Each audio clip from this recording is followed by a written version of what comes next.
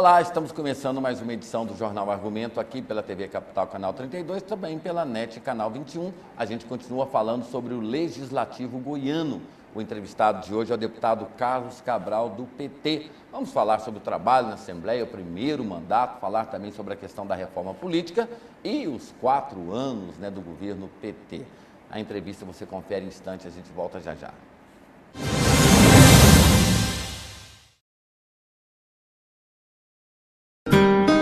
Cordial Cosméticos, mais beleza para você.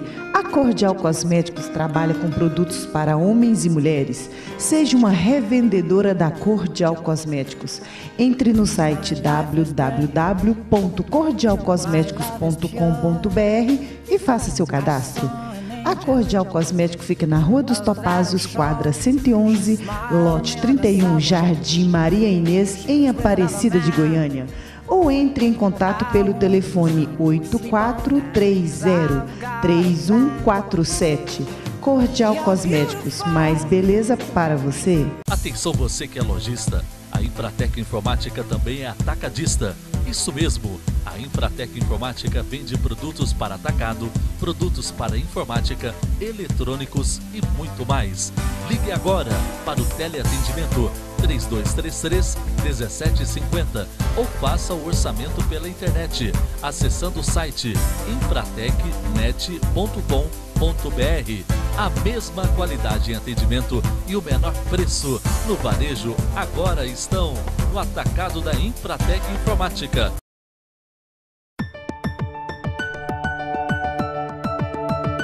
Nos momentos mais importantes da sua vida, a Samed sempre esteve ao seu lado. São 37 anos cuidando do que há de mais valioso, a saúde da sua família. Hoje a Samed coloca toda a sua estrutura e tradição em favor da vida. Com o Plano Multisaúde, a Samed atende a todas as especialidades médicas, em convênio com os melhores hospitais. Samed, a vida toda com você.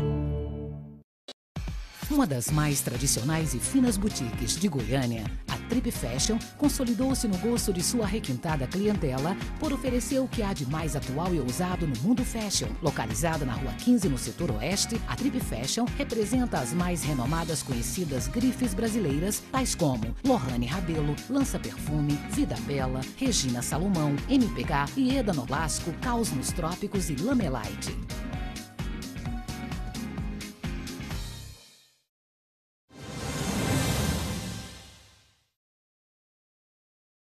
De volta com o Jornal Argumento, recebendo a visita do deputado Carlos Cabral, do PT.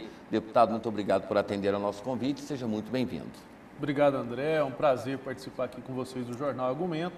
Os nossos agradecimentos aí pelo convite da TV Capital e sempre à disposição. O prazer é nosso e é um prazer que se torna muito mais agradável a partir do momento que nós estamos vendo que a nossa política está rejuvenescendo, está mudando. O senhor é um jovem e a trajetória do senhor até assumir uma cadeira na Assembleia Legislativa, de onde vem Carlos Cabral e o que credenciou Carlos Cabral a ser um dos nossos 41 representantes na Assembleia?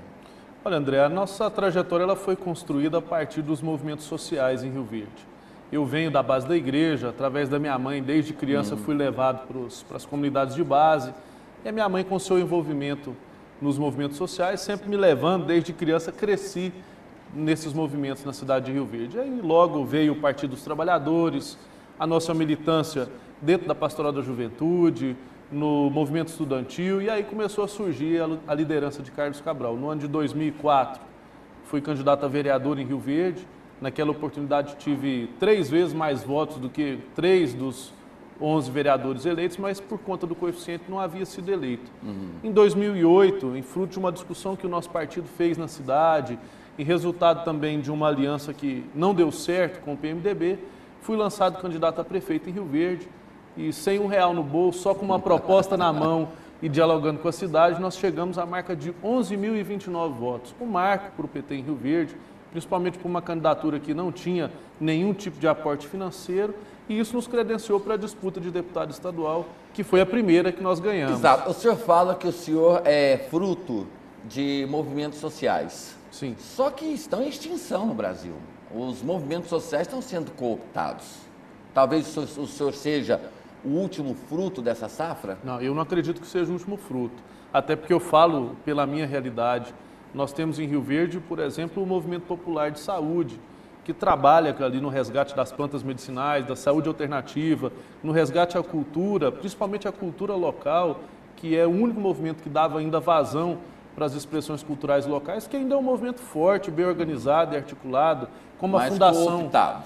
Não, hoje ele não é um movimento cooptado. Tanto é que, se você observar pelo nosso mandato, por exemplo, poderia ser uma porta de diálogo, uma linha direta com o movimento, poderia ter lá uma interferência política nossa. E, de fato, não tem.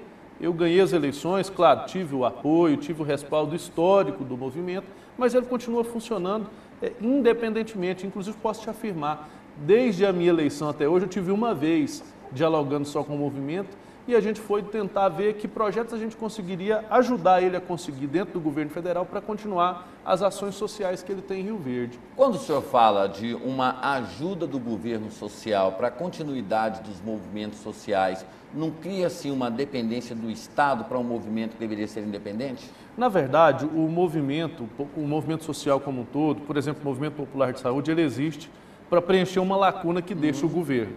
Por isso até que são chamadas de organizações não governamentais. Exato. E quando eu falo, por exemplo, dos projetos, a gente está vendo projetos do governo federal que ele aporta recursos nas instituições para que elas façam uma ação social que o governo às vezes não conseguiu fazer. Então, quando eu falo desses projetos, eu falo com muita tranquilidade, porque são recursos que estão disponíveis e que não vai haver, a partir disso, nenhuma cooptação para cá ou para lá do movimento. Na verdade, é um aporte financeiro para esse movimento cumprir um papel que necessariamente deveria ser do Estado. O senhor disse no começo da entrevista que o senhor vem de um movimento social, acho que muito importante, a questão da igreja. E nós Sim. tivemos um debate polêmico nessas últimas eleições sobre a questão do aborto, inclusive a própria igreja condenando e bispos e padres pedindo para que não votasse no PT. Como é que foi uma interpretação equivocada da situação? Como é que o senhor julga essa situação? Porque os movimentos sociais são muito ligados às igrejas, porque as igrejas elas acabam cumprindo e fazendo o papel do Estado, elas assumem, como o senhor mesmo falou, no vácuo do poder, essas instituições, elas assumem o poder do Estado. Aí nós tivemos uma campanha eleitoral para presidente da República, onde o principal foco foi a questão do aborto. Na verdade, é preciso dizer que a igreja não foi ela toda que fez esse movimento. Contra a Dilma, inclusive, para ser bem preciso. Exato. Foi uma parcela da igreja, que, claro, como nós temos uma parcela da igreja ligada a movimentos sociais e a lutas, por exemplo, mais relacionadas com a esquerda, nós temos outra também que é muito mais relacionada com os poderes reacionários da direita. Então não foi a igreja como um todo, foi uma parcela que fez esse movimento contra a Dilma. E a Dilma teve que fazer uma carta, claro, se comprometendo com a igreja de não defender o aborto. Mas ela disse que não vetaria. Sim. Perguntaram se a senhora faria um projeto. O fato disso tudo, André, é que tentaram desqualificar o processo eleitoral, a candidatura da Dilma, com esse fato. O país, a república, a sociedade, ela tem tantas outras questões importantes para se discutir e nós não podemos pautar uma eleição, principalmente uma eleição de porte nacional, a partir de um tema tão importante como o aborto, que é a questão de saúde pública. Foram dois temas que pautaram a eleição. PSDB privatizar e PT promover o aborto. Fora isso, não tivemos mais nada. Mas aí nós estamos tratando de uma questão nacional muito acima de uma questão religiosa. A questão do aborto, ela não pode ser encarada somente sobre o viés religioso, porque nós temos aí uma questão de saúde pública. Muitas mulheres estão morrendo hoje nesse país porque têm que fazer aborto clandestinamente. Essa é uma questão de saúde pública que envolve a sociedade e que nós não podemos transformar ela só num discurso religioso. Senão nós vamos desconsiderar toda uma realidade que está afetando o país. Aí já a questão da privatização, ela não foi olhada com viés religioso, ela foi olhada com o viés de desenvolvimento republicano, com o viés da soberania. Porque o que nós não podemos deixar de discutir aqui, por exemplo, é o caso da Petrobras, que nós temos clareza que a posição soberana que o país adotou em relação à Petrobras é uma posição estratégica no contexto mundial. E olhar a privatização a partir disso, é fazer um olhar republicano, nacionalista e de soberania nacional. Mas o senhor fala dessa questão, mas nós temos aí, por exemplo, a presidente Dilma, que ela prometeu bandeira de campanha, de governo, não privatizar, já existem fortes movimentos de privatização, e a não praticar arroxo fiscal. Ou seja, discurso de eleição é para ser esquecido no dia seguinte? Não, eu não concordo com isso, e tanto eu ponho em xeque essa informação de que o nosso governo está privatizando. Já fala-se, o Lula começou a privatização de estradas, a própria questão do pré-sal. Mas você sabe uma estrada privatizada pelo presidente Lula? Mas tem um processo... Eu desconheço. Não, existe um processo de licitação e absolutamente nenhum empresário quer pegar essas estradas na situação que elas estão. Eu concordo. Eles querem que primeiro as estradas sejam consertadas para depois... E que, na verdade, é um outro grande problema Exatamente. de privatizar a rodovia é esse, Exato. que nós entregamos o nosso patrimônio para ser explorado por um particular. Mas a pergunta que eu faço para o senhor é o seguinte, o senhor é um jovem, o senhor tem voz no partido? Ou o pessoal, olha, eu entrevistei o Pedro Wilson há algum tempo atrás e ele me dizia assim, André, eu sou do baixo clero, eu vou a Brasília, só faço discurso segunda-feira, porque é do baixo clero, o plenário está vazio, ninguém ouve, eu faço discurso para as paredes. Terça e quarta é o alto clero, ali são os cardeais que discursa e nós ficamos só ouvindo. O senhor está vivendo esse momento ou na Assembleia é diferente? Imagina, eu quero até discordar. O Pedro Wilson nunca foi deputado de baixo clero. Com experiência acumulada, eu tenho certeza que... Mas considerando um Congresso... Isso parte da humildade Sim, dele, mas sim. ele tinha uma influência considerável no Congresso, eu não tenho dúvida disso, a gente acompanhou ele. Agora, a nossa bancada aqui estadual, André, ela é muito concisa, nós somos 4 deputados só do Partido dos Trabalhadores. E nós fizemos um trabalho de unificação de bancada, é uma coisa que até é histórica no meu partido, porque até a legislatura passada, as posições eram assim, muito embora sempre no mesmo rumo, mas de certa forma independentes, porque os deputados não sentavam para traçar uma estratégia comum. Nessa legislatura, com a nossa insistência, procurei o deputado Mauro Rubem, conversei com o nosso líder, que é o deputado Luiz César, e a gente tentou articular e estamos consolidando a nossa assessoria de bancada, para construir realmente uma bancada forte, uma bancada que se respeita, que se considera e que constrói junto. Agora, sobre a possibilidade de fazer influência, eu tenho já alguns anos de Partido dos Trabalhadores. Tenho 3 mandatos de direção estadual, tenho uma discussão política já antiga dentro do PT e tenho, como o professor Pedro Wilson, Rubens Ottoni e outras lideranças, tem também o meu respeito. Tanto é que quando nós fomos discutir a bancada do PT, a primeira proposta que me foi feita foi de ser líder da bancada no primeiro ano.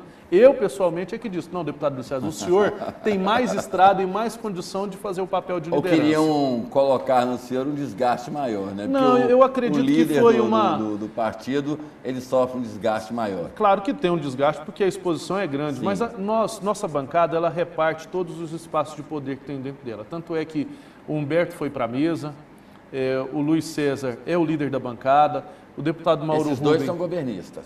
Não, não são governistas. Inclusive, o deputado Luiz César tem sido uma voz muito forte da oposição dentro da Assembleia. No governo passado foi governista. Humberto Aidar foi governista. Mas no governo passado foi uma posição estratégica do PT em nível nacional. O governador Alcides propôs uma aliança com o presidente Lula, que aconteceu de fato, e o partido aqui em Goiás não podia ficar indiferente a isso. Essa foi uma posição partidária. Mas não é uma relação meio promíscua você subjugar os interesses da sociedade, daquelas pessoas que apostaram, que depositaram voto de confiança no parlamentar, aí o parlamentar, a pretexto de uma questão superior, ele acaba esquecendo o compromisso com o eleitor e adere a um governo que todo mundo sabia que o final seria esse que teve?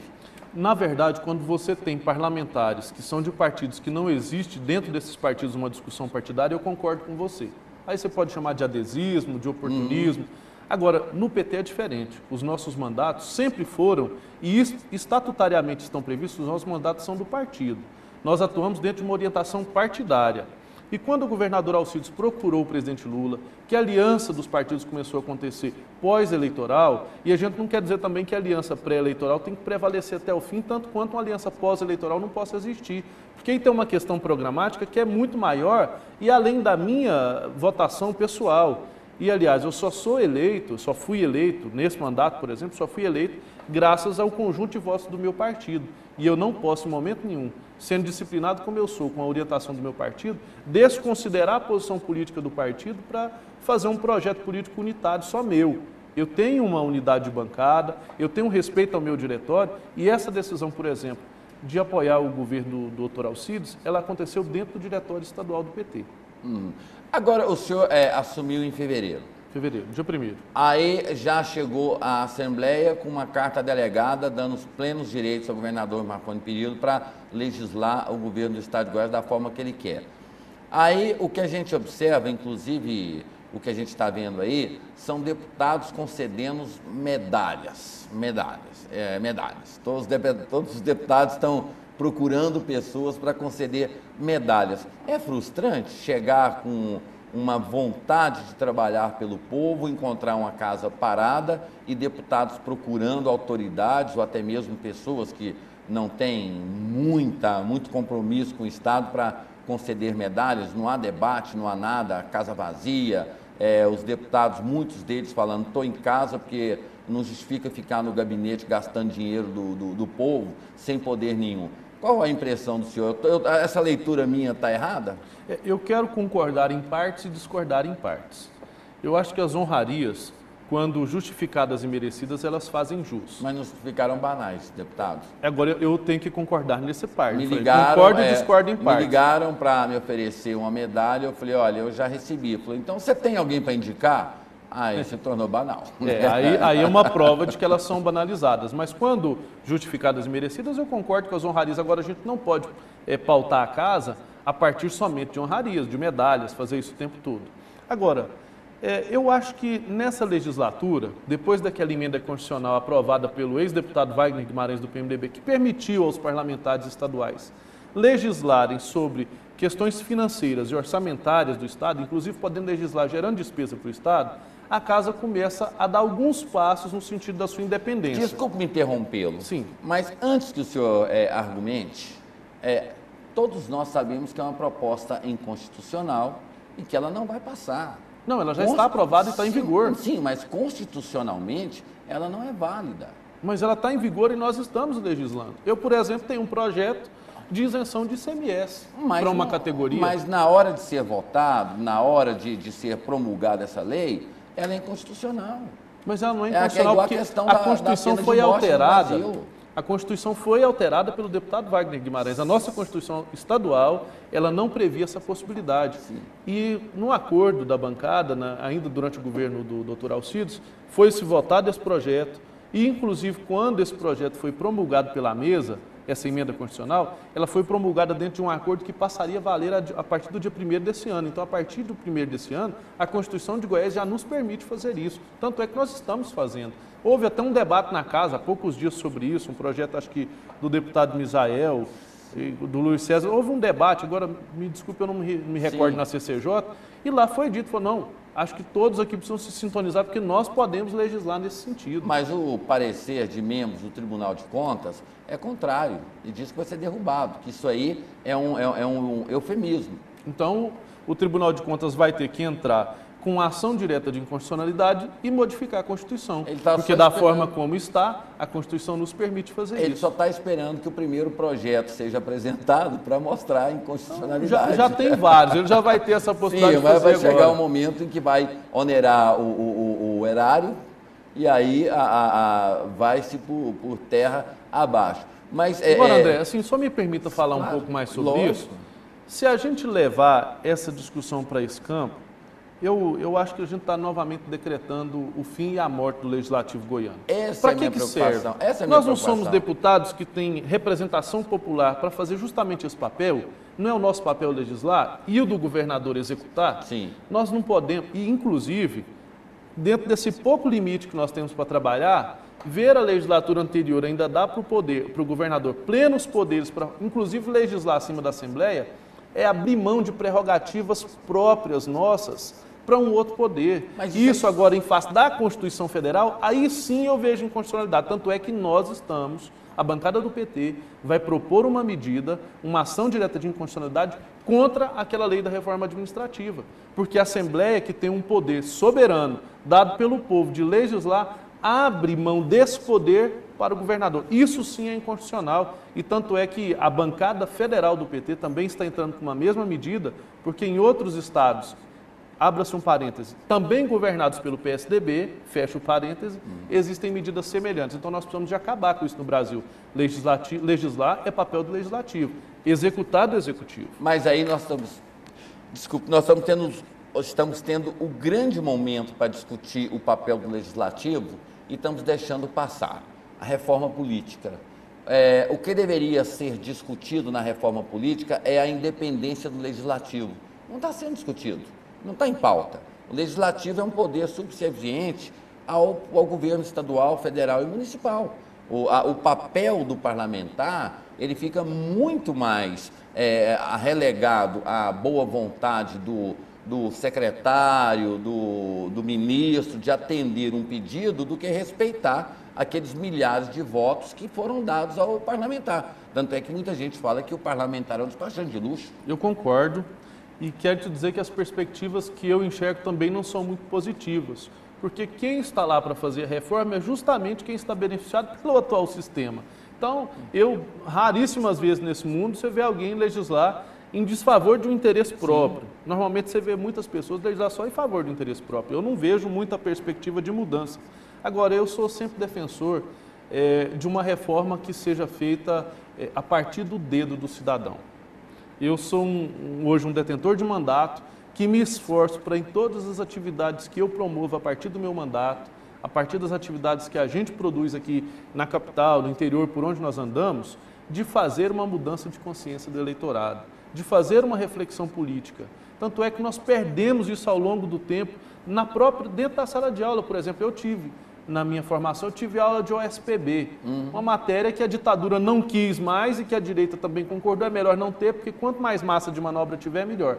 Eu sou favorável de uma reforma política que passe, em primeiro lugar, pela ponta do dedo do eleitor, pela consciência, porque aí sim nós vamos conseguir fazer um congresso diferente, uma assembleia diferente, e não ter que ouvir, por exemplo, o que eu ouvi outro dia numa votação dentro da CCJ. Eu escutei um deputado pedir a palavra para dizer que a oposição estava questionando o projeto, mas que não adiantava, que a gente ia debater, nós somos menos, somos 14 deputados, e que depois, no final, ia ficar de acordo com a vontade do governador. Então, assim, eu não estou ali para fazer a vontade do governador. Ninguém deve ser eleito para fazer a vontade do governador, eu estou ali para fazer a vontade do povo. E aí onde que está o grande gargalo. E pode vir reforma, pode vir lista, pode vir financiamento público de campanha, pode vir o que for, que a gente não vai conseguir mudar o espaço se a gente não conseguir mudar quem determina quem ocupa o espaço. Para que haja essa conscientização do eleitor, é preciso se resgatar a credibilidade nos políticos.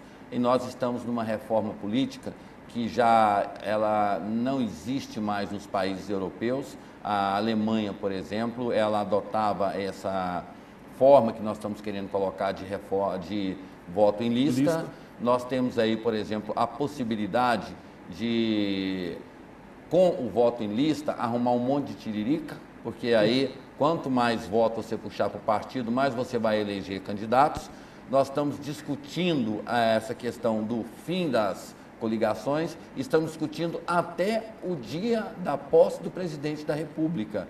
E temas cruciais e importantes, como fidelidade partidária, verticalização, uma série de coisas que traria um resgate da credibilidade do eleitor para com o parlamentar e o deputado, estão passando direto. Ninguém está discutindo isso. Ninguém está discutindo. Inclusive, volto a dizer, a questão de uma independência do poder legislativo. Isso não está sendo discutido, não está sendo pautado. E aí o senhor fala que nós temos que resgatar as mudanças no Brasil, elas só ocorrem a partir do cidadão. Mas o cidadão está igual aquele deputado que diz, está se lixando. É verdade. Para ele, quanto menos deputados, quanto menos senadores, e tem um movimento muito grande que defende o fechamento do Congresso e da Câmara. É verdade. E o senhor é jovem e entra num momento desse. E isso é uma prova do que eu falava, da desarticulação da opinião pública. Isso é uma prova que isso vem sendo construído há muito tempo, não é de hoje, e os resultados são extremamente favoráveis. Só por um exemplo, e assim, é como o parlamento também às vezes é descredenciado pela própria mídia. Ninguém bate no judiciário como bate no parlamento. Eu até, me perdoe essa avaliação, não estou aqui falando da TV Capital, nem do seu jornal, mas estou dizendo de um contexto geral, normalmente o bode expiatório brasileiro é o parlamento, não sei se pela relação mais próxima com o eleitor e mais direta, ou também pela quantidade de coisas improdutivas que a gente vê partindo do parlamento, mas ninguém pega, por exemplo, os inúmeros casos horríveis que a gente vê no judiciário e vai explanar e debater. Isso fica no máximo 1, 2 dias na mídia e depois já vai se apagando. Nós mas também aí, somos bode expiatório. Aí nós vamos, aí, o senhor desculpa interrompê-lo, mas é necessário. O judiciário, ele julga aquilo que sai do Congresso Nacional. Os nossos parlamentares, eles têm a prerrogativa de elaborar as leis. Sim. E sempre elaboram em benefício próprio ou às vezes criam regras para não cumprir. Nós estamos tendo aqui agora, por exemplo, essa questão de mudança de partido, fidelidade partidária, ficha limpa, uma série de leis que saíram equivocadas, mal elaboradas. Aí o judiciário ele é chamado para fazer uma função que não é dele. Ele julga essa questão da ficha limpa, por exemplo. Se os parlamentares tivessem redigido uma lei muito clara e não pecando, vale ou valerá, o judiciário não entraria nessa seara. Não, eu concordo, tem defeitos legislativos, mas quando eu falava assim, em relação às crises que existem dentro do judiciário, elas podiam também ser bem exploradas e bem debatidas como se debatem as do legislativo. Mas o legislativo, não sei se o senhor fala, desculpe interrompê-lo tanto, claro. É porque o debate está bom, a conversa está boa. Mas o judiciário, existe-se um critério para se chegar até lá. E todo mundo fala que o Congresso é a representatividade do povo. Agora, é onde eu ia falar naquela pergunta que você me fez da reforma política, eu ia adentrar um pouquinho nisso. Eu não sei, e acho que constitucionalmente seria difícil, estabelecer critérios para essa representação.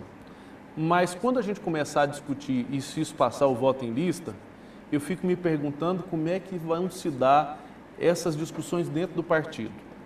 Por uma razão obviamente clara, e aqui eu não quero defender interesse pessoal não, mas um exemplo claro. Hoje, se nós tivéssemos voto em lista, eu tenho certeza em afirmar que eu não seria deputado estadual. Teria alguém dentro do PT que com certeza teria mais... Sua vaga. Não compraria a vaga, mas teria mais preferência do que eu dentro do partido. Eu tenho certeza que outras pessoas que disputaram a eleição de estadual estariam na minha frente. Por exemplo, claro, nós temos um vice-prefeito que foi candidato e uma vice-prefeita. Por que eu, que não tinha mandato, não tinha nenhum agrupamento político forte dentro do partido para ganhar no voto, porque eu não tenho a maioria, porque eu estaria na frente de um vice-prefeito, que tem condições estruturais, dentro do partido mesmo, de apoio, de estar na minha frente. Então eu falo que se hoje nós tivéssemos voto em lista, eu não era deputado estadual. Tanto é que eu sou uma das pessoas que não defendo e voto contra o voto em lista até mesmo. O meu partido defende o voto em lista em nível nacional e está fazendo essa discussão internamente para tirar uma posição majoritária agora com todos os filiados, mas eu sou contrário ao voto em lista. Agora a questão é, quais são os critérios que nós vamos ter lá dentro dos partidos para fazer isso? Eu concordo quando você diz, por exemplo, não deve existir janela, nós temos que ter fidelidade partidária, nós temos que ter verticalização. Olha aqui em Goiás que aberração que nós vemos de partidos que estão aliados ao governo estadual, aliados ao governo federal e às vezes contrários lá nas bases dos municípios.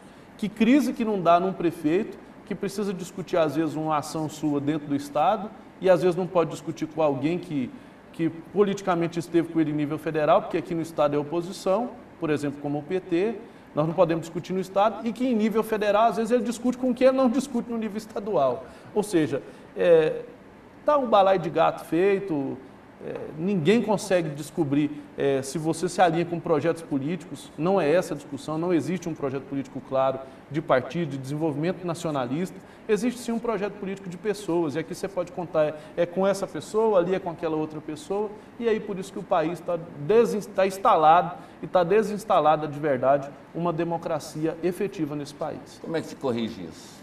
Olha, para mim, em primeiro lugar, a fidelidade partidária. Esse caso agora do PSD, por exemplo, é um grande exemplo de como os tribunais tentaram legislar sobre fidelidade, não deram conta. A Câmara dos Deputados Federais tentou legislar, também não deu conta, deixou uma lacuna, disse que não ia ter janela, que ninguém poderia sair, mas estão aí agora criando o PSD, dizendo que nasce um partido com uma ideologia, mas a ideologia comum que eu vejo é só a porta de saída de um lugar onde eu estou descontente eleitoralmente. Traduzindo, partidos de oposição que querem aderir ao governo e não podem aderir porque existe uma fidelidade partidária, estão criando mecanismo para aderir ao governo. Para fazer uma ponte de saída, aderir ao governo, porque ser adesista deve ser mais confortável do que ser oposicionista. Com certeza é isso. Eu não, eu me sinto muito confortável aqui em Goiás dentro da oposição, porque eu sei que eu tenho prestado um serviço relevante para a sociedade goiana. Eu faço questão, André, de ler cada projeto, de debater os projetos, de apontar as falhas. É isso que se deve prestar um parlamentar de oposição. Ajudar, inclusive, o governo a refletir naquilo que, às vezes, pela rapidez, pela necessidade, pela pressa, não foi possível se discutir antes. Me sinto muito confortável na oposição. O senhor fala sobre essa questão de oposição, mas pelo que a gente está vendo se desenhar no Brasil, a oposição está com os dias contados. Por exemplo, a Marina Silva vai sair do PV porque o PV quer aderir ao governo. O PSOL, membros do PSOL que são oposição, vão sair do PSOL porque querem aderir ao governo. O DEM, que é um dos partidos de maior resistência e oposição ao governo, já tem aí vários deputados e senadores que vão sair do DEM porque querem aderir ao governo. Eu estaria errado em dizer que a oposição no Brasil está com dias contados? Não, eu acho que assim, os parlamentares que não têm qualidade, que não têm uma capacidade de fazer o diálogo e reflexão e que não têm bases sólidas de formação, é que acontece isso. Eu, por exemplo, se você falar para mim que a oposição em Goiás está deixando de existir, aí eu vou discordar. Eu vou discordar plenamente, porque foi a nossa postura de oposição que não deixou que, por exemplo, aquela lei da sala cheia continuasse cometendo a aberração que ela cometeu. A gente atuou firmemente no sentido de derrubar aquela proposta, de não deixar que fosse daquele jeito. Fomos para o enfrentamento, chamamos o sindicato, fizemos audiência pública, discutimos e o governo teve que retroceder em função da posição que tinha adotado diante da lei anterior e voltar atrás. E foi graças a um trabalho nosso da oposição, como foi agora, essa semana, mais precisamente ontem, em primeira votação, o Fundo de Transportes do Estado. Se não fosse a contribuição da oposição, estaria expressamente claro no texto que haveria pedágios em rodovias goianas. Muito embora o governo tenha ido lá ainda e retirado o inciso 10 da lei que tratava do pedágio, nós ainda avaliamos que ele deixou outras brechas para concessões de rodovias. Sim. Então essa contribuição nossa tem sido importante para abrir os olhos da sociedade goiana, para abrir os olhos do povo goiano, para perceber quais são os traquejos que o governo tem utilizado para fazer ações impopulares e que ali na frente vão resultar diretamente no bolso do cidadão, como é o caso da retirada do benefício que tinha no ICMS sobre os combustíveis em Goiás, que resultou no aumento de preço. E nós temos temas polêmicos demais para falar sobre isso, mas eu tenho que fazer um intervalo comercial e daqui a pouco eu volto para continuar conversando com o deputado Carlos Cabral, do PT. Um instante só.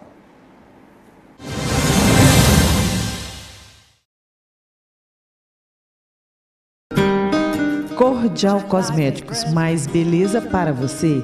A Cordial Cosméticos trabalha com produtos para homens e mulheres. Seja uma revendedora da Cordial Cosméticos. Entre no site www.cordialcosméticos.com.br e faça seu cadastro. A Cordial Cosmético fica na Rua dos Topázios, quadra 111, lote 31, Jardim Maria Inês, em Aparecida de Goiânia. Ou entre em contato pelo telefone 8430-3147. Cordial Cosméticos, mais beleza para você. Atenção você que é lojista, a Infratec Informática também é atacadista. Isso mesmo, a Infratec Informática vende produtos para atacado, produtos para informática, eletrônicos e muito mais. Ligue agora para o teleatendimento 3233-1750 ou faça o orçamento pela internet, acessando o site infratecnet.com.br. A mesma qualidade em atendimento e o menor preço no varejo agora estão no atacado da Infratec Informática.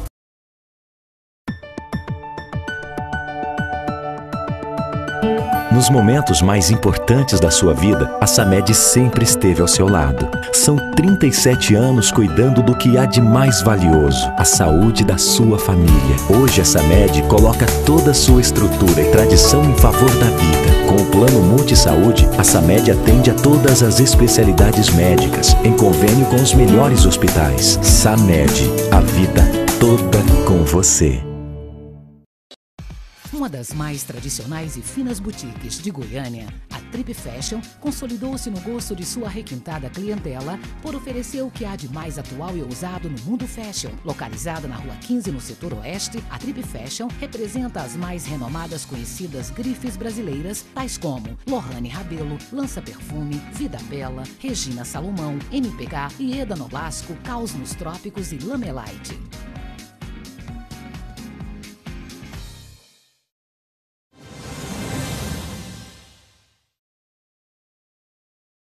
De volta com o Jornal Argumento, pela TV Capital, canal 32, também pela NET, canal 21, entrevistando o deputado Carlos Cabral, do PT. Deputado, antes do intervalo, o senhor falava da forma presente da oposição aqui no estado de Goiás. Mas ela não se omitiu em momentos extremamente importantes, quando, por exemplo, nós tivemos aí essa Operação Sexto Mandamento, quando nós tivemos aí essa questão do corte dos comissionados, quando nós tivemos temas que atingem diretamente o cidadão, não se discutiu muito lá em cima e embaixo, folha de salário atrasado, essas coisas todas. Até agora não se chamou, não se convocou ex-secretário, não se criou nenhuma provocação, não se fez denúncia, não se fez nada. Esse debate que interessa diretamente ao povo, quando é que ele vai começar a ser feito lá na Assembleia? Olha, André, eu preciso de fazer um reposicionamento da sua afirmação, da sua informação. Nós fizemos várias discussões. Nós fomos para a tribuna em relação ao Sexto Mandamento, o deputado Luiz César, eu, o deputado Mauro Rubem, nós nos posicionamos, nós fizemos a discussão lá dentro, chamamos a audiência pública, o deputado Mauro Rubem fez uma audiência pública na Comissão de Direitos Humanos discutindo essa questão. Nós fizemos algumas convocações, como, por exemplo, a do secretário estadual de Educação para ir na Assembleia discutir a lei da sala cheia, que era um tema polêmico também. Ela só não aconteceu porque a bancada do governo não permitiu, votou massivamente contra. Nós também nos levantamos para criticar a questão dos 80% do salário dos servidores, que são o grande motor do Estado. Fizemos uma medida de tentar chamar ali o secretário Simão Sirineu. Ela também foi barrada. Eu, pessoalmente, apresentei, não sei se é do seu conhecimento, mas o governo do estado de Goiás foi incluído no CALC. Sim. O CALC é o Serasa e o SPC dos órgãos públicos, dos municípios e estados. Eu, pessoalmente, aprovei um requerimento meu para que ele prestasse esclarecimento de por que o estado está no CALC, que medidas foram tomadas para tirar o estado do CALC, porque isso trava todo tipo de investimento, de obras e projetos federais aqui no estado de Goiás. Até agora não chegou a resposta. Nós temos nos movimentado, nós temos feito audiência pública por aí, estamos discutindo o caso do Hospital de Santa Helena, dia 18 agora desse mês. Nós vamos para o município de Santa Helena, a Comissão de Obras e a Comissão de Direitos Humanos, discutir lá por que tem uma estrutura milionária, com equipamentos de última geração, num hospital enorme dentro do município de Santa Helena, com mais de 300 pessoas indo lá todo dia assinar o ponto de presença e não trabalhar porque o hospital não atende. Nós vamos para lá saber por que não atende, queremos ouvir o governo para que o governo diga por que até agora o hospital não entrou em atendimento, ou seja, nós temos nos movimentado. O fato é que toda matéria que depende de votação e aprovação dentro do plenário, nós somos derrubados, nós somos tolhidos pela maioria absoluta que o governo tem e que cooptou. Aí o senhor reclama de falta de espaço. E no governo federal? Que o governo federal navega em águas calmas e voa em céu de brigadeiros. Não existe oposição em nível nacional. E a pouca que existe, o governo ele consegue, inclusive nós estamos vivendo um problema aqui em Goiás, do PR, onde um goiano, Sandro Mabel, não julgo, mas ousou ser presidente da Câmara, contrariando um pré-acordo da presidente da República e está correndo o risco de ser expulso do partido. Na verdade, o governo federal disputou a eleição, a presidente Dilma disputou a eleição numa ampla aliança. Essa aliança... Mas foi o candidato dela. Sim, essa aliança é que favoreceu essa maioria que o governo tem. Isso é fruto, é como o governador Marconi. Ele fez uma disputa numa aliança com a ampla quantidade de partidos que tiveram mais deputados e ainda somou alguns adesistas de última hora para compor essa bancada aí, que com certeza deve ser muito bom ser adesista, né? Deve ter algum motivo bom. Mas a presidente Dilma, ela disputou a eleição numa aliança muito grande que favoreceu que ela tivesse uma maioria. Agora, isso não quer dizer que nós desprezamos a oposição. Inclusive, essa semana, O PSDB, por exemplo, está em obstrução no Congresso e várias matérias não estão sendo votadas e a presidente Dilma tem tido que negociar com a liderança da oposição para rever algumas posições em matérias. Agora, eu tenho certeza que você concorda comigo que quando se disputa a eleição com maioria, é claro, é muito mais fácil de se governar, mas isso é fruto do processo eleitoral. A questão do deputado Sandro Mabel, eu quero te afirmar que não existe por parte do nosso governo qualquer manifestação no sentido de fazer uma cobrança direta ao deputado. Existe. Do nosso governo, não. Existe. Valdemar foi chamado por Dilma. Não, essa posição é uma posição partidária. A presidência reuniu o partido, na época de disputar a eleição da presidência da Câmara, o presidente do partido tomou uma decisão de que estaria com o deputado Marco, do PT, e essa decisão foi desrespeitada por um parlamentar. Isso aí é um acerto de contas entre o PR e o Sandro, que inclusive eu li agora na imprensa essa semana, acho que hoje de manhã, perdão, essa semana não, hoje precisamente de manhã eu li na imprensa que o deputado Sandro Mabel ganhou a liminar e que ele vai voltar para o comando do partido. Quer dizer, não sei se volta para o comando do partido, mas pelo menos o processo de expulsão já pôs termo ao processo de expulsão. Então, ele tem todo o direito de disputar. Agora, essas decisões internas-corpóreas de cada partido, eu não acho que o governo entra nelas. Eu tenho certeza que a posição republicana do nosso governo, da presidente Dilma, como do presidente Lula, jamais teria sido no sentido de pedir a cabeça de ninguém, qualquer partido, porque nós não fazemos ingerência no partido do vizinho. O senhor é jovem. Eu tenho certeza que o senhor participou de movimentos que condenavam a política de José Sarney, Itamar Franco e Fernando Collor de Mello.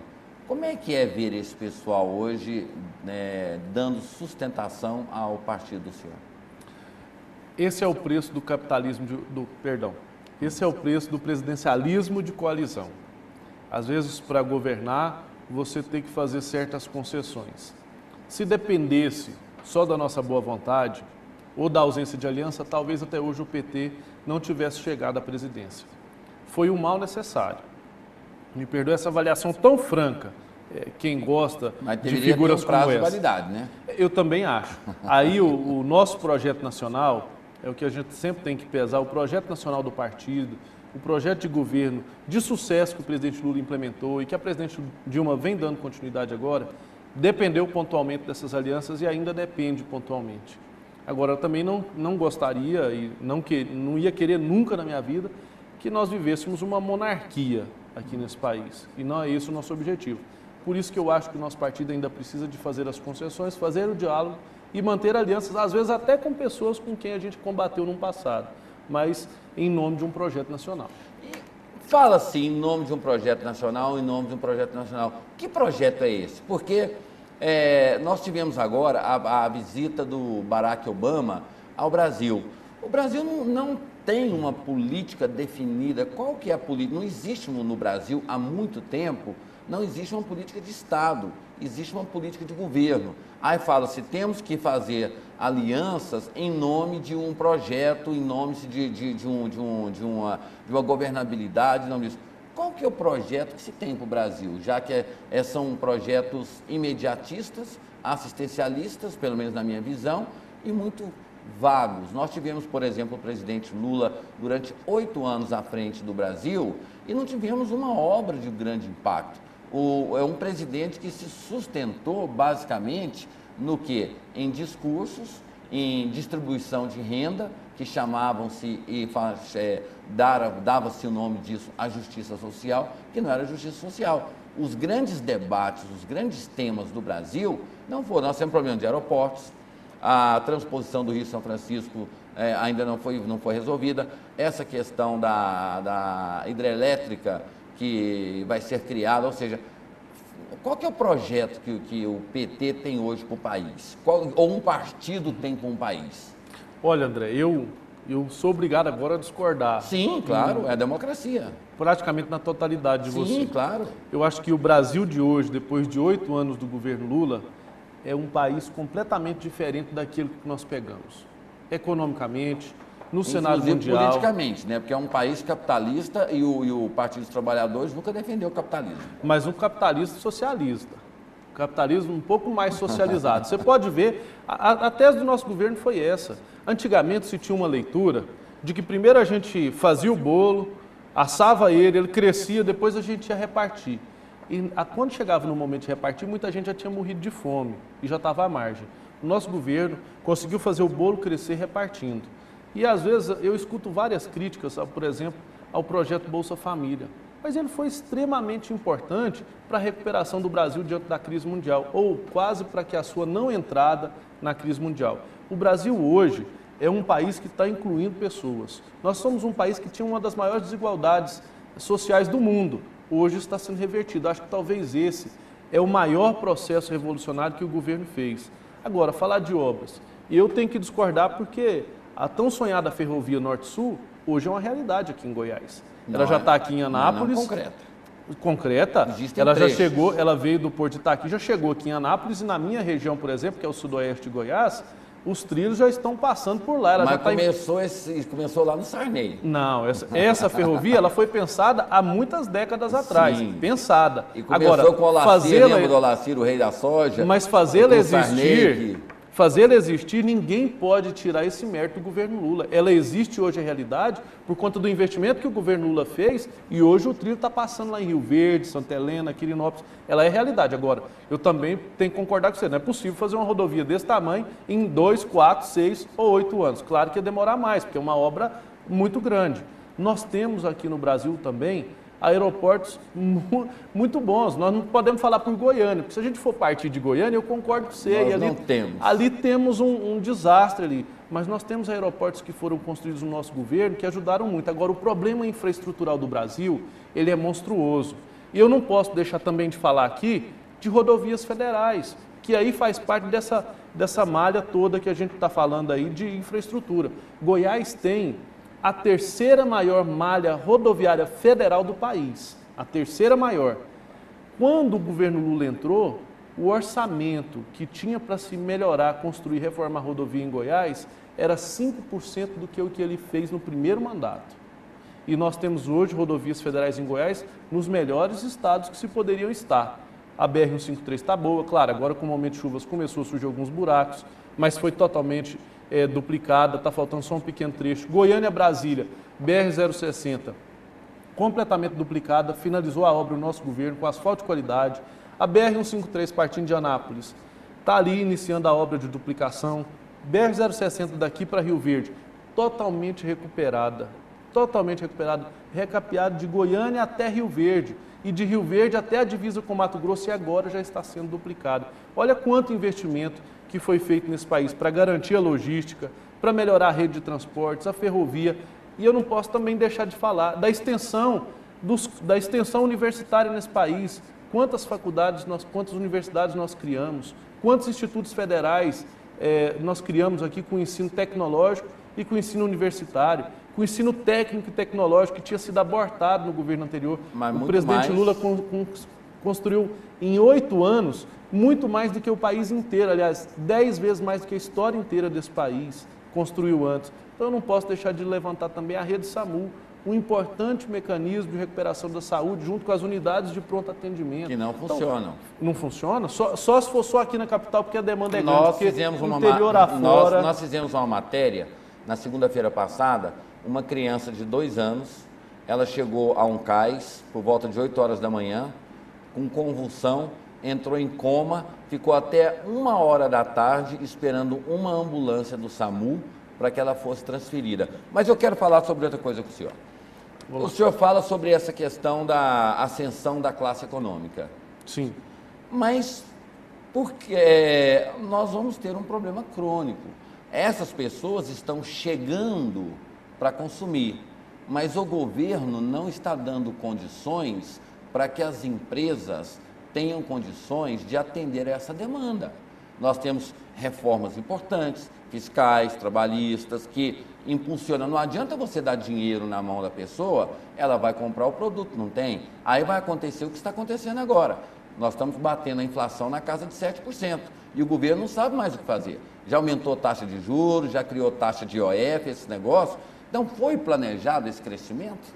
Olha, planejado um crescimento, eu te falo que, inclusive, medir suas consequências não poderia ser. O governo tinha um grande interesse de ascender pessoas, de tirar pessoas da classe da miséria. Mas não faltou, desculpa, agora, só faltou uma parte. Aí o senhor fala que o governo criou escolas técnicas. foi muito mais por pressão dos empresários que necessitavam de mão de obras do que iniciativa do governo, porque nós estávamos importando mão de obra técnica da Argentina, da Bolívia. Não estávamos, nós estamos importando ainda. Ainda muito. Estamos, isso. Você pode observar o fluxo migratório Brasil e Sim. Estados Unidos, que hoje está se invertendo. Exatamente, mas não faltou, o senhor Ainda fala temos esse agora, bolo. isso, eu não concordo que isso seja pressão de empresário, eu concordo que isso é uma política e estratégia do nosso governo. É uma demanda. É uma demanda. Por exemplo, eu falo pela minha região, vou te dar um exemplo. Eu não gosto de ficar pontuando por exemplos Sim. específicos, porque a gente não consegue ver o todo, mas pontualmente a cidade onde eu venho, que é Rio Verde.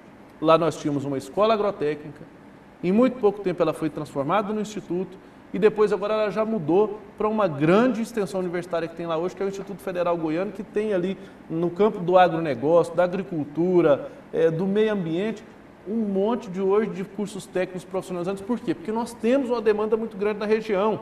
E foi porque a Perdigão foi pressionar, por exemplo, o governo, não, olha, eu preciso de mão de obra. Não foi porque o governo foi sensível de perceber que a região se industrializou, que tinha demandas e que a gente tinha que crescer lá a nossa oferta de formação. Mas isso não foi o existe que aconteceu. compromisso nenhum. Eu fui um crítico ferrenho a essa questão da Perdigão, porque o governo concede um incentivo, a empresa se instala, ela por um determinado período, e não tem compromisso nenhum com o município. Ela cria um problema social imenso, se instala, explora a mão de obra, essas coisas, simplesmente abandona e o município fica como uma viúva. Isso eu concordo, e eu acho que o governo do estado, na hora de conceder os benefícios, ele tinha que rever a postura. Porque hoje eu tenho tranquilidade em te afirmar que a minha cidade é completamente diferente de quando a Perdigão chegou. Claro, chegou um progresso E pode ficar pior tremendo. se ela for embora. Chegou um progresso inimaginável em Rio Verde, mas também surgiu uma gama de problemas sociais enormes. E se amanhã ou depois essa empresa perceber que um governo de outro estado tem um incentivo melhor, ela vai desmontar tudo que tem aqui, porque hoje é tudo pré-moldado, é tudo muito fácil, desmonta daqui e vai embora para lá sem o menor pudor. O governo não estabeleceu critérios e parâmetros que fossem capazes de compensar todo o incentivo que ele deu para ela. Porque você há de convir comigo, e qualquer um sabe disso, que é muito barato desmontar aqui e montar lá por conta de um incentivo, do que ficar se mantendo aqui, Às vezes, quando lá tributariamente. Nem desmontar, o governo do outro estado já monta a estrutura todinha. Fica o cemitério aqui, como verdade. aconteceu em vários Nós estados. temos uma empresa de tomate, por exemplo, em Rio Verde, que aconteceu isso, teve um incentivo para ir para lá, ela foi, construiu, operou durante um tempo. Quando viu que não estava bom, o município de Goiânia ofereceu um incentivo aqui do ponto de vista do tributo municipal, ela simplesmente levantou a estrutura, carregou até os blocos de concreto das paredes, que não precisou fazer nada, porque os blocos de concreto são prontos, ela pegou os blocos de concreto, desmontou lá e montou aqui em Goiânia, que ela foi uma incorporação que houve entre duas empresas e veio para Goiânia, sem pudor nenhum, ficou lá só as armações de ferro. Vamos falar um pouquinho aqui. Paulo Garcia representa o PT no maior município do estado. Como é que o senhor está avaliando esse desempenho de Paulo Garcia e perspectivas de futuro? O Paulo faz um governo de continuidade do que vinha fazendo o ex-prefeito Ives. Acho que Goiânia, visualmente, é uma cidade melhor, tem feito pontualmente algumas interferências no trânsito, que eu considero hoje um dos grandes problemas da capital. Eu não sou morador da capital, mas sofro com algumas demandas que nós temos aqui, uma delas é o trânsito. Pontualmente tem sido feitas algumas interferências de sucesso no município, que a gente está conseguindo perceber melhoras, e o prefeito Paulo Garcia está se esforçando para fazer de Goiânia aquela cidade boa de se viver, com uma grande qualidade de vida, como já temos esses indicadores aí ao longo da história. Eu acho que o prefeito está numa administração bacana, de sucesso, e que vai, com certeza, ser reeleito dentro do processo eleitoral, porque faz um bom trabalho. Pode até fazer, mas se levá-lo à rua para fazer compras, provavelmente de 100 pessoas, 99 não vão conhecê-lo. Desafio do PT em fazer o que o Lula era campeão em marketing. Como é que vocês pensam em menos de um ano, menos de 2 anos, mostrar para a sociedade, e até mesmo porque a eleição na capital ela reflete no interior, mostrar para a sociedade que o PT administra a cidade e que Paulo Garcia é o prefeito? Você tocou no ponto fundamental da eleição. Eu acho que a hora que o cidadão goianense, pelo menos 95% souber que o Paulo Garcia é o prefeito da capital, a gente vai dar uma bandeirada muito grande aí no processo eleitoral. Hoje, a nossa principal necessidade é fazer isso. Por conta do processo eleitoral, quando o prefeito Íris saiu e transmitiu o poder ao prefeito Paulo Garcia, muita gente se perdeu, porque logo em seguida já veio a eleição. E a eleição, ela sombreou esse processo de transição para o Paulo Garcia. E agora o prefeito tem feito um esforço muito grande, e acho que não só do ponto de vista eleitoral, mas do ponto de vista de aproximar a administração da população, que está sempre presente nos eventos públicos, está andando nos mutirões que eu tenho feito, nas inaugurações, nas obras, isso vai ser uma constante. Os mutirões pararam. Depois que o Íris parou o mutirão acabou. Não, o prefeito Paulo Garcia já realizou realizou alguns. Eles estão lançando obras aí para 2050. Eu não consigo numerar quantitativamente, até porque eu não estou na administração, não faço parte, mas pontualmente eu já estive. Mas é do PT. Mas eu já estive em algumas atividades dele e posso te garantir que está acontecendo, sim.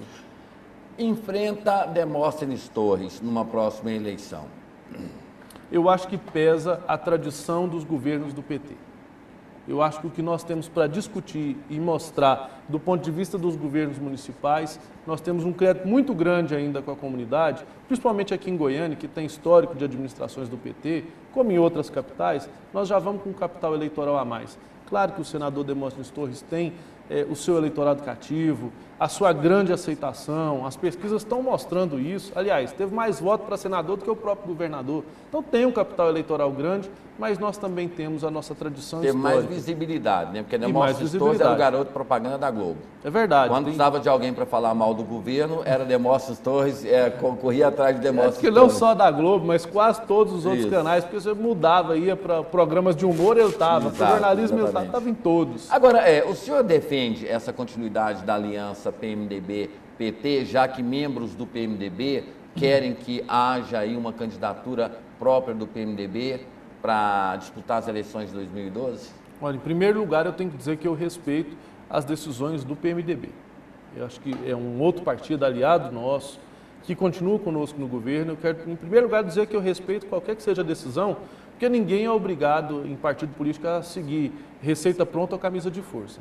Agora, quando você me pergunta se eu acho que é importante a manutenção da aliança, eu considero que é importante.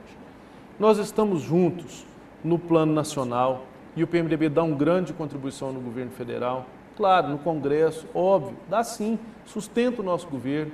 Estivemos juntos na aliança, na candidatura do ex-prefeito, ex-governador Íris Rezende, e foi um trabalho muito bacana, resultou na minha eleição, por exemplo, na eleição da nossa bancada, na eleição da bancada do PMDB, e aqui em Goiânia, pontualmente, essa aliança tem sido também muito importante. Eu considero que não só aqui em Goiânia, mas em outras cidades do interior também, a gente possa fazer aí esse casamento do PMDB com o PT, em vista, inclusive, do projeto comum de Estado que nós temos, que discutimos aí na eleição. Que projeto é esse, deputado, que o senhor não me respondeu até hoje?